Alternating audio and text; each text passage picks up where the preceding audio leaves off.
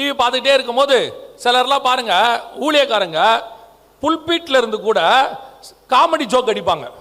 எந்த comedy joke அடிப்பாங்க? Cinema comedy joke அடிப்பாங்க. Cinema comedy joke. இவங்க எப்போ சினிமா பார்த்தாங்க? பார்க்கவே இல்லை. இவங்க எந்த சினிமாக்கும் போல. எங்க பார்த்தாங்க? டிவி பார்த்தாங்க. டிவியில் கூட உட்காந்து இவங்க என்ன பார்க்கல? சினிமாலாம் பார்க்கல, நியூஸ் பார்த்துக்கிட்டே இருந்தாங்க. அந்த வழியில் ஒரு காமெடி வந்துச்சு, ஒரு 2 நிமிஷம் பார்த்தாங்க, தாண்டி போயிட்டாங்க. இவங்க மறந்துட்டாங்க. ஆனால் அது இவங்களுக்குள்ள இருக்குது. இப்போ பிசாசு உள்ள போட்டான். அதுக்கு பேர் சப்கான்ஷியஸ் மைண்ட். உங்களை அறியாமலேயே சில காரியங்கள் உங்களுக்குள்ள இருக்கும். அதுக்கு பேர் தான் இருதயத்தை திறத்தல். ஆனால் நல்லா கவனிங்க, கர்த்தர் என்ன பண்றாராம்? சீஷர்கள் இருதயத்தை திறக்கிறாரு. அவங்களுக்கு தெரியாமையே திறக்கிறாரு. யாரை நம்பி தெரியுமா? சீஷர்கள் மேல உள்ள பாசம் இல்ல, அவருடைய நம்பிக்கை இயேசு கிறிஸ்து மேல இருக்குது.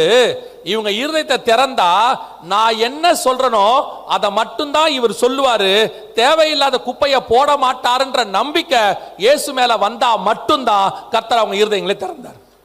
அதே நம்பிக்கை பவுல் மேல வந்துச்சு. வந்ததுனால கர்த்தர் லீதியால் இருதயத்தை திறக்கிறார். பவுல் பேசுறது அத்தனையும் அவங்களுக்குள்ள போகுது. இயேசு பேசுற அத்தனையும் சீஷர்களுக்குள்ள போச்சு. கர்த்தர் அப்படி நம்பி திறக்கணும். அந்த நம்பிக்கைக்கு உரியவர்களா நீங்கள் நானும் மாறணும். அப்படி மாறினாதான் பரலோகம் நம்ம மூலமா பேசும். நம்ம மூலமா ஆவியானவர் பேசுறாரு, பரிசுத்த ஆவியானவர் இருக்கிறார், மாற்று கருத்து இல்லை. ஆனா உங்க மூலமா ஆவியானவர் சபைக்கு பேசினாரா? அதான் கேள்வி. இப்ப திருப்பி ஃபர்ஸ்ட் கொஸ்டின் தான். இப்போ பரலோகத்திலிருந்து வரக்கூடிய செய்தி உங்கள் சபைக்கு ரீச் ஆச்சா? ஆவியானவர் சொன்னதை நீங்க சொன்னீங்களா?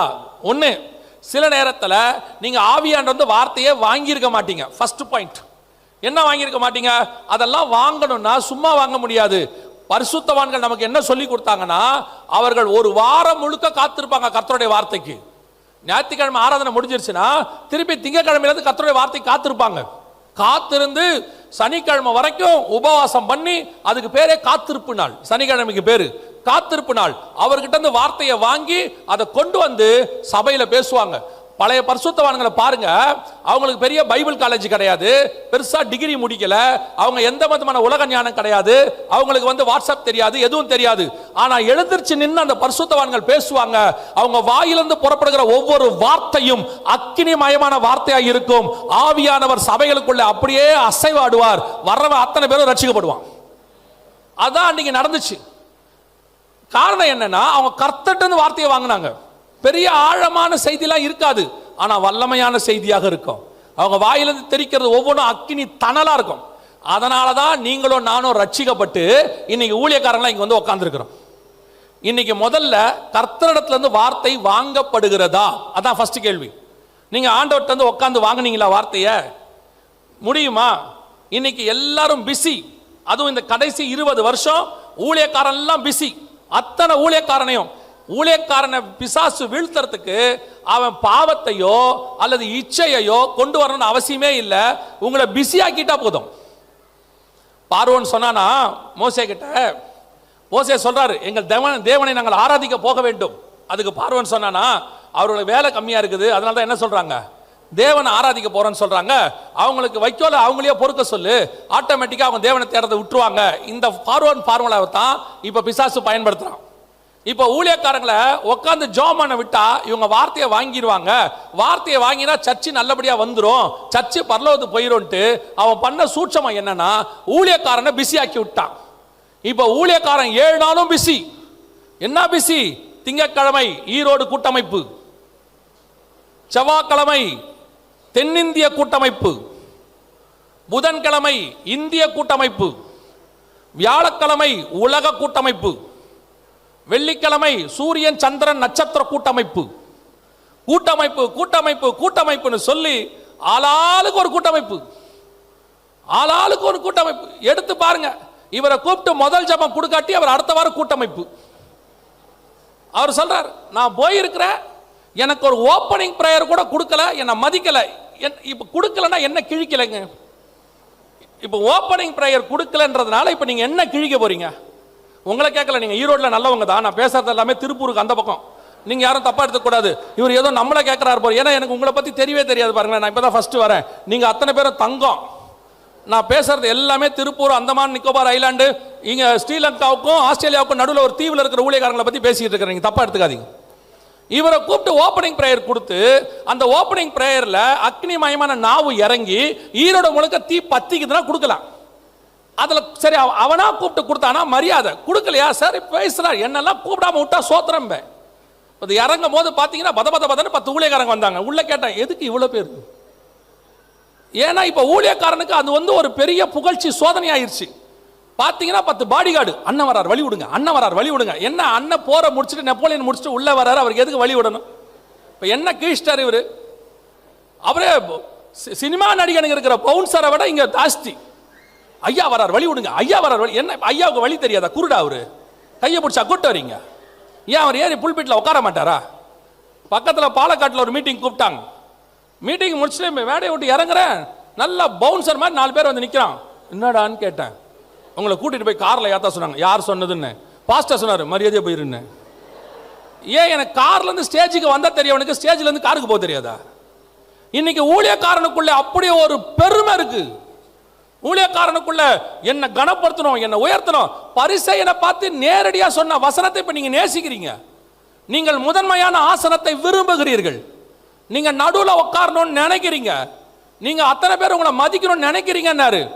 அவ்வளோ படிச்ச அவனே பவுலே அடிமைக்கு அடிமைன்ட்டு போயிட்டான்.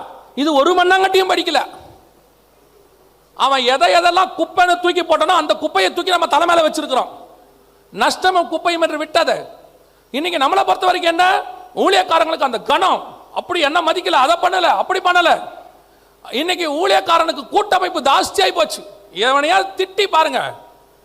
உங்க அசிஸ்டன்ட் இருக்காம்ல, முந்தியெல்லாம் ஒருத்தன் ஊழியக்காரன் ஆகணும்னா ஒரு சபையில் ஒரு 10 வருஷமாவது விசுவாசியா இருக்கணும். அதுக்கப்புறம் போய் ஒரு ஊழியக்காரர்கிட்ட ஒப்பு கொடுத்தோடனே அவர் எங்கிட்ட அசிஸ்டண்டா இருப்பார். அவர்கிட்ட ஒரு 5 வருஷம் 10 வருஷம் இருக்கணும். அப்புறம் அவருக்கு செருப்பு தொடச்சி கொடுக்கறதுலேருந்து துணி துவச்சி போடுறதுலேருந்து எல்லா வேலையும் செய்யணும்.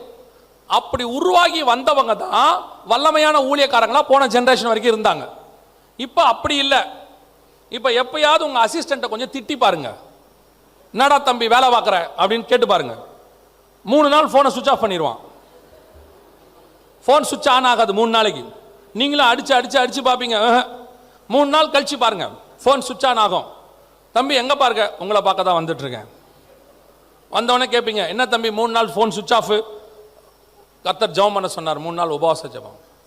அப்படியா, ரொம்ப சந்தோஷம். என்னத்துக்குப்பா உபவாசம்? கர்த்தர் பேசினார்.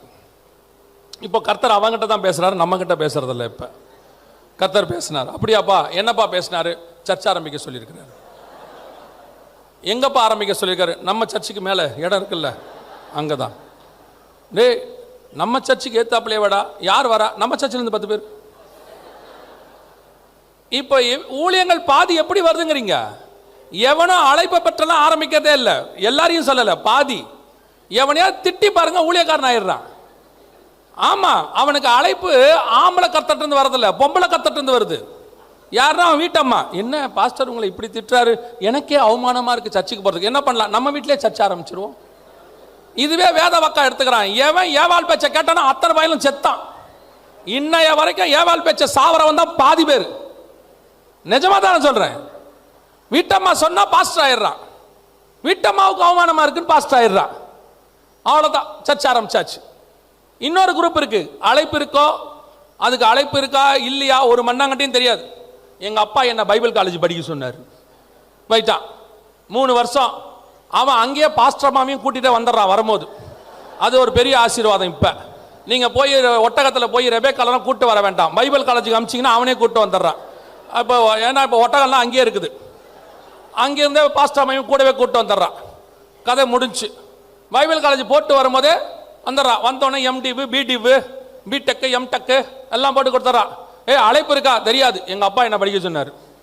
எதுக்குடா படிக்க சொன்னார்? அவருக்கு அப்புறம் இதை பார்க்கணும், சொத்தை பார்க்கணும், சர்ச்சை பார்க்கணும். நீங்க எல்லாருமே ஒரு ஆவிக்குரிய டிஎம்கேவை மாறிக்கிட்டு இருக்கிறீங்க. அத்தனை பேர் ஆவிக்குரிய டிஎம்கே. அவ்வளவுதான், அதான் உண்மை. இப்ப அதான் நடந்துட்டு இருக்குது. அழைப்பு இருக்கா இல்லையா ஒரு மண்ணாங்கட்டியும் அவசியம் கிடையாது. பாஸ்டர் பையனா பாஸ்டர் தான். ஏன் அவன் எவாஞ்சலிஸ்ட் ஆகக்கூடாதா? அவன் தீர்க்கதரிசி ஆகக்கூடாதா? டே, கீபோர்டு கத்துக்கடா. ஏன்? நாளைக்கு யாரா சர்ச்சு நடத்துறது? நாளைக்கு சர்ச்சு நடத்துறதுக்கு இன்னைக்கு கீபோர்டு, நாளைக்கு சர்ச்சு நடத்துறதுக்கு இன்னைக்கு எம்டிவு, நாளைக்கு சர்ச்சு நடத்துறதுக்கு இன்னைக்கு பிடிவு. உங்க பிள்ளை ஊழியத்துக்கு போட்டோம், நான் வேணான்னு சொல்லல, அவன் அழைப்பு என்னன்னு கேளுங்க, அவன் அழைப்புல அவனை நடத்துங்க. இன்னைக்கு அழைப்பு இல்லாதவன் ஊழியக்காரன், திட்டவன் ஊழியக்காரன், எதையாவது சொல்லி பாருங்க. இது எங்க வந்து நிக்குது? நாளைக்கு 10 வருஷம் ஆன உடனே அவன் தலைவர் ஆகணுங்கிறான். நான் தான் அடுத்த தலைவர். இல்ல முடியாதுன்னு இருக்கிற தலைவர் சொல்றாரு. முடியாதா? அப்ப பரவாயில்ல, நீ என்னப்பா ஈரோடு பாஸ்டர்ஸ் முன்னேற்ற கழகம், அவரு ஈரோடு பாஸ்டர்ஸ் கழகம். அவங்களுக்கு என்னப்பா வித்தியாசம்? முன்னேற்றம் தான் வித்தியாசம், அவ்வளவுதான் வித்தியாசம், இவ்வளவுதான் மொத்த வித்தியாசம். இப்ப எல்லாரும் தடி எடுத்தவன்லாம் தண்டால்காரன், அவ்வளவுதான், முடிஞ்சு போச்சு.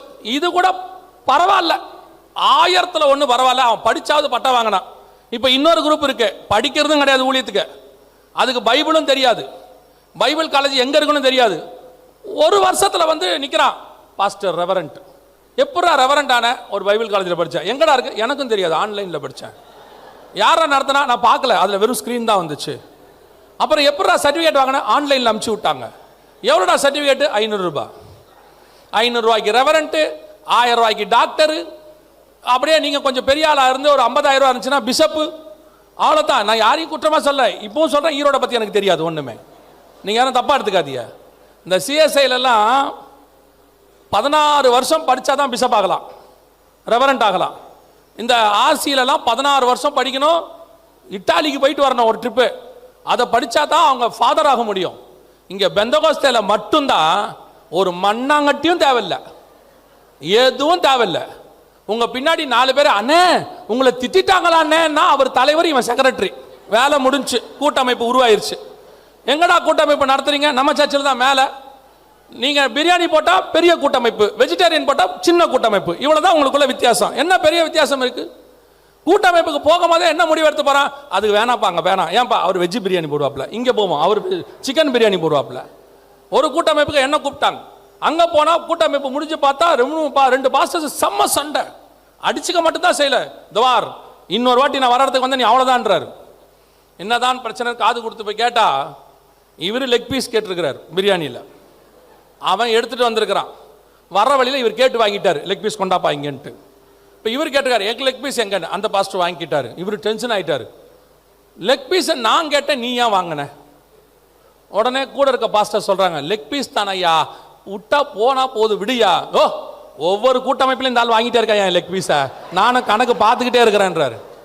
ஒரு லெக் பீஸை விட்டு கொடுக்க முடியாத உங்களால ஈரோட்ல இருந்து எழுப்புதல் தீ பத்தி கொதிச்சு எழும்பி இந்தியா முழுக்க பத்துமா? ஒன்னும் ஆகாது அப்படின்னு நான் சொல்லுவேன்னா, நான் ஏன் சொல்ல போறேன் உங்களை பத்தி? இன்னைக்கு சபையினுடைய நிலைமை என்ன? எங்க இருக்கு ஆவி? எங்க இருக்கு அனல்? எங்க இருக்கு? எங்க காத்திருக்கு வசனம் வாங்கறதுக்கு? 6 நாளும் பிஸி, ஒவ்வொரு நாளும் பிஸி. காலங்காத்தால நான் சொல்றது, இப்போ ஆஸ்திரேலியா கிட்ட காலங்காத்தால பேக் எடுத்து அக்கல்ல வச்சு கிளம்பிடுறது 10 மணிக்கு. நல்லா 1 மணிக்கு எங்கேயாவது போய் பிரியாணி தின்ட்டு வந்து 2 மணிக்கு மல்லாக்கப்படுத்து தூங்குறது. நல்லா 5:30 மணி வரைக்கும் தூங்கி எழுந்திரிச்சு ஒரு காப்பியை குடிச்சிட்டு 6 மணிக்கு ஒரு ஹவுஸ் விசிட்டிங் போறது. ஒரு 8:30 மணி வரைக்கும் ஹவுஸ் விசிட்டிங் போயிட்டு அங்கேயே முறுக்கு கிறுக்கு எல்லாம் முழுங்கிட்டு மொத்தம் 9 மணி வரைக்கும் இந்த வீட்டில் 2 சப்பாத்தி திங்க கேட்டா சுகர் 2 சப்பாத்தியை தின்னுபிட்டு அப்புறம் 11 மணி வரைக்கும் ஃபோன் நோண்டுறது. அப்புறம் 12 மணிக்கு ஒரு ஸ்டேட்டஸ் வைக்கிறது வசனத்தில், இன்று முதல் நான் உன்னை ஆசீர்வதிப்பேன் வச்சுட்டு 12:30 மணிக்கு மல்லாக்கப்படுகிறது. திருப்பி 7 மணிக்கு எஞ்சி காப்பி குடிக்கிறது, பைபிளை தூக்கி அக்கல்ல வைக்கிறது, கிளம்பிடுறது. இதே மாதிரி வருஷம் ஃபுல்லா ஓட்டுது ஆஸ்திரேலியா பக்கத்தில் இருக்கிற ஒரு தீவில் இருக்கிற ஊழியக்காரங்க. இவங்க எங்க காத்திருந்து வசனம் வாங்குவாங்க? எப்ப கத்தர்ட்ட இருந்து வசனம் வாங்கினாங்க? யோசிச்சு பாருங்க. 52 வாரத்துக்கு 52 பிரசங்கம் ஒரு புக்கை வச்சுக்கிறது, போட்டு வச்சிருக்காங்க, அதை வாங்கிக்கிறது. அப்புறம் குட்டி கதைகள் 100ன்னு ஒரு புக்கு விற்கிது, அதையும் வாங்கிக்கிறது. 52 வார பிரசங்கத்தில் 1 எடுத்துக்கிறது, 2 குட்டி கதையை எடுத்துக்கிறது, வாட்ஸ்அப்பில் வந்து அந்த வாரம் வந்த 2 முக்கியமான விஷயத்தை வச்சுக்கிறது, நல்லா அந்த மிக்சர் கடையில் மிக்சரை போட்டு நல்லா குமிச்சு வச்சு ஒரு பேப்பரில் கொடுக்குற மாதிரி 3/4 மணி நேரம் ஏந்திரிச்சு அங்கே செய்தி கொடுக்கறது. எங்க செய்தி கொடுத்துட்டா விசுவாசியை பார்த்து சொல்றது. எவ்வளோ சொன்னாலும் விசுவாசி மண்ணு மாதிரி உட்காந்துருக்கு, அது மண்டையில் ஏறவே மாட்டேங்குது. உன் மண்டையில் ஏதாவது இருந்தானா அது மண்டையில் ஏறும், கொடுக்குறவன் கொடுத்தா தானே அது வாங்கும். எல்லாம் விசுவாசியை திட்டுறது. நான் உங்களை சொல்ல, நீங்க சூப்பரா கொடுக்குறீங்க, நான் பேசுறது அந்த பக்கம். எங்க சனிக்கிழமை காத்திருந்தா தானே பரலோகத்துல வாங்கி செய்தி கொடுக்க முடியும். எங்க கொடுத்தோம்? நம்ம கொடுக்கலையே. அப்புறம் ஏன் விசுவாசியை திட்டுறீங்க? விசுவாசி என்ன செய்தி கொடுத்தாலும் கேட்கல. நல்ல கவனிங்க.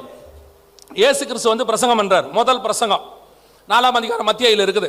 முதல் பிரசங்கம் பண்றார், கலிலேயாவில் வந்து பண்றார். வசனம் சொல்லுது, இருளில் இருக்கிற ஜனங்கள் பெரிய வெளிச்சத்தை கண்டார்கள். எவ்வளவு இருள் தெரியுமா? 430 வருஷம். மல்கியாவிலிருந்து மத்தியாயி இயேசு பிரசங்கம் பண்ற வரைக்கும் எத்தனை வருஷம்? 430 வருஷம் இருள். அவர் பிரசங்கம் பண்றாரு. அந்த வசனத்தை நீங்க வாசிங்க, வேணா வாசிச்சு பாருங்க. 4ஆம் அதிகாரம் கடைசி 2 வசனம் வாசிங்க. மத்தியாயு கடைசி 2 வசனம். அவருடைய கீர்த்தி சீரியா எங்கும். சீரியா எங்க இருக்கு தெரியுமா? பக்கத்து நாடு. அவர் பேசினது கலிலேயாவில். சீரியாவில் பிரசித்தமாயிட்டது எங்க? சீரியால. சீரியா எங்கும் பிரசித்தமாயிற்று. அடுத்த வசனம். கலிலேயாவிலும் தெக்கப்போலியிலும் எருசலேமிலும் யூதேயாவிலும் யோர்தானுக்கு அப்புறத்திலும் இருந்து. நல்லா கவனிங்க. 430 வருஷம் இருள், ஜனங்களுக்கு வெளிச்சமே இல்லை. இயேசு வந்து பிரசங்கம் பண்றாரு. ஒரே பிரசங்கம் தான் பண்ணி முடிக்கிறாரு. வசனம் சொல்லுது, கீர்த்தி சீரியா பக்கத்து நாட்டுக்கு போயிருச்சு, கீர்த்தி தெக்கப்போலிக்கு போயிருச்சு, கீர்த்தி யூதேயாவுக்கு, எருசலேம் யூதேயாவுக்கு போயிருச்சு, ஹெட் குவார்ட்டர்ஸ்க்கு போயிருச்சு. கீர்த்தி எங்க போயிருச்சு? யோர்தானுக்கு அப்புறத்துக்கு, ஃபாரினுக்கு போயிருச்சு. No WhatsApp, no Facebook, no Twitter, no poster, no பதவி பட்டம், பதவி மண்ணாங்கட்டி எதுவும் கிடையாது. இருளில் இருக்கிற ஜனங்கள் வெளிநாட்டிலிருந்து அவருடைய கீர்த்தி பிரசங்கமாச்சுன்னா அதுக்கு காரணம் இயேசு கிறிஸ்துவுக்குள்ள இருந்த அபிஷேகம் தானே ஒளிய அவரை சுத்தி இருந்தது அல்ல. ஜனங்க இருள தான் இருப்பான், ஜனங்க மண்ணாங்கட்டியா தான் இருப்பான். அவனுக்குள்ள எழுப்புதலை கொண்டு வர வேண்டியது உனக்குள்ள உள்ள அக்கினி தான் அவனுக்குள்ள எழுப்புதலை கொண்டு வருமே ஒழிய அவன் மண்ணாங்கட்டி திட்டத்துல ஒரு பிரயோஜனம் இல்லையே. நிறைய ஊழியக்காரங்க இன்னைக்கு விசுவாசிய சொல்லிட்டு இருக்காங்க. அவங்க இதெல்லாம் எனக்கு, அதுல சிலர்லாம் சொல்லுவாங்க, அந்த பாஸ்டருக்கு நல்ல விசுவாசி, எனக்கும் வந்து மாட்டி இருக்குதே. அவன் சொல்றது எனக்கும் வந்து மாட்டி இருக்குதே. ஏங்க விசுவாசினா யார் தெரியுமா? நல்லா புரிஞ்சுக்கோங்க. விசுவாசினா யாருன்னா பரலோகத்துக்கு போறதுக்காக கர்த்தர் செலக்ட் பண்ணது. அது யாருன்னு கேட்டீங்கன்னா வசனம் சொல்லுது 1 கொரிந்தியர்ல, கர்த்தர் பைத்தியமானவைகளையும் பலவீனமானவைகளையும் தெரிந்து கொண்டார். அப்படித்தானே இருக்கு வசனத்துல. கர்த்தர் யாரை தெரிஞ்சுக்கிட்டாரு? பைத்தியத்தையும். அப்ப உங்ககிட்ட கர்த்தர் கொடுத்ததெல்லாம் யாரு? பைத்தியமோ பலவீனமோ? அந்த பைத்தியத்தை புத்தியை தெளிவிச்சு நல்லா மாத்தி ஞானமா மாத்தி பரலோகத்துக்கு கூட்டு போனோம். பலவீனமானதை பலப்படுத்தி பரலோகத்துக்கு கூட்டு போனோம். அந்த வேலை ஒரு ஊழியக்காரனுக்கு கொடுக்கப்பட்டது. நீங்க அவனை பார்த்து பைத்தியத்தை கொடுத்திருக்கிறாரு, பைத்தியம், இந்த பைத்தியத்தை என்கிட்ட கொடுத்தாரு, இந்த பைத்தியத்தோட மாரடிக்கிறேன்னு, இந்த பைத்தியத்தோடயே வாழ வேண்டி இருக்குது, இந்த பைத்தியத்தை கூட நீ தான் பைத்தியம். பைத்தியத்துக்கிட்ட பைத்தியத்தை கொடுப்பாரு. யோசிச்சு பாருங்க. நீங்க சொல்றது எப்படி இருக்கு தெரியுமா? மெக்கானிக் ஷாப்ல போய் அங்க போய் நின்ன உடனே, என்னங்க இந்த மெக்கானிக் ஷாப் ஃபுல்லா உடஞ்ச வண்டியா இருக்குது, ஒரே ரிப்பேர் ஆன வண்டியா இருக்குதுன்னா பின்ன மெக்கானிக் ஷாப்ல என்ன இருக்கும்? ரிப்பேர் சரி பண்றதுக்கு வந்த வண்டி இருக்கும். நீங்க சொல்றது எப்படி இருக்கு? ஹாஸ்பிட்டலுக்கு போயிட்டு பாருங்க, எல்லாத்துலயும் பெட்ல ஜனங்க படுத்து கிடக்குறாங்க, ஒரே பேஷண்டா இருக்குது. பின்ன ஹாஸ்பிட்டல்ல என்ன இருக்கும்? பேஷண்ட் தான் இருக்கும், சரியாகிறதுக்கு வந்திருக்குது. நீங்க சொல்றது அப்படிதான் இருக்குது. என்னங்க சர்ச்சுக்குள்ள ஒரு நல்ல விசுவாசியே இல்ல, கேட்கவே மாட்டேங்குது, வசனம் போகவே மாட்டேங்குது. அதை சரி பண்றதுக்கு தான் கர்த்தர் கொண்டு வந்து உங்ககிட்ட கொடுத்து வச்சிருக்கிறார். அவனை சரி பண்ற டூல் உங்களுக்குள்ள இருக்கிற ஆவியானவர்கிட்ட தான் இருக்குது. அவர்தான் பலவீனங்களை